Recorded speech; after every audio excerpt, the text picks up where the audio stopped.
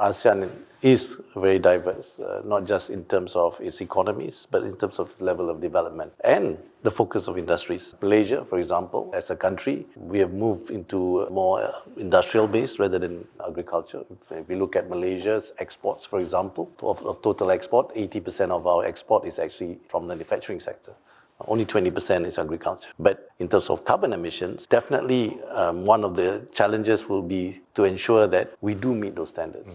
There are pressures in terms of regulation. You saw how advanced EU is already, and therefore they are ready to then implement some of the regulations that has been announced. One is EUDR, and Europe also have announced their CBA, the Carbon Border Adjustment, which will then tax companies for market access if they don't comply to sustainability standards, which includes circular economy. This is where, when we talk about transition in all these ASEAN countries, we need to give them a roadmap where that roadmap has its timeline, but the end of that roadmap, the journey, the destination, must be agreed by all. The most difficult thing to do is to take that first step.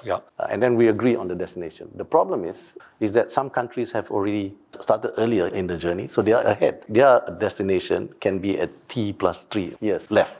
We still have T plus 10 years, for example. But then the laws follow what they want. For us, your market access will be difficult. We also need to have a framework amongst the ASEAN nations. This is where companies can play a role, large companies. In terms of compliance, they have the resources, both financially and non-financially. They can meet those standards. But in ASEAN, 97% of the economy is driven by SMEs. Do they have the resources?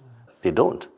This is again a reality check. Finally, investments have started. For Malaysia, we are here in Japan to talk to a Japanese company. We are much more advanced, definitely, by far, in many areas. Malaysia also have some competitive advantage. We have oil fields that are now no longer being used, so we can use that for CO2 storage. So that's why we're talking about carbon capture, utilization, and storage. Storage is of a competitive advantage, but in terms of utilization and capture, is something that we're working on. And the utilization is all about that circular economy. You mentioned about the burning of energy, the coal plant. We're working with Japanese technology to use ammonia to reduce the emission of CO2 by, now 5 to 10%, but the target is 45-50. But again, at what cost? You must remember it has to be commercially viable, and if it is not, someone has to bear that cost. If no one is going to bear that cost, it's not going to happen. Okay.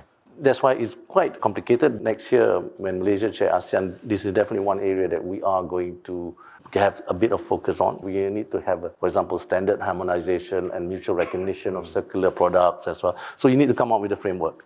Maybe make it voluntary first so that people understand it's about awareness, education, before you pull out the stick. We have a long way to go. So therefore, we need to plan this properly. But if you try and make the destination arrive at the same time as the Europeans or the developed economies, then I think it's unfair, because we need to make sure that transition is equitable and it has to be fair.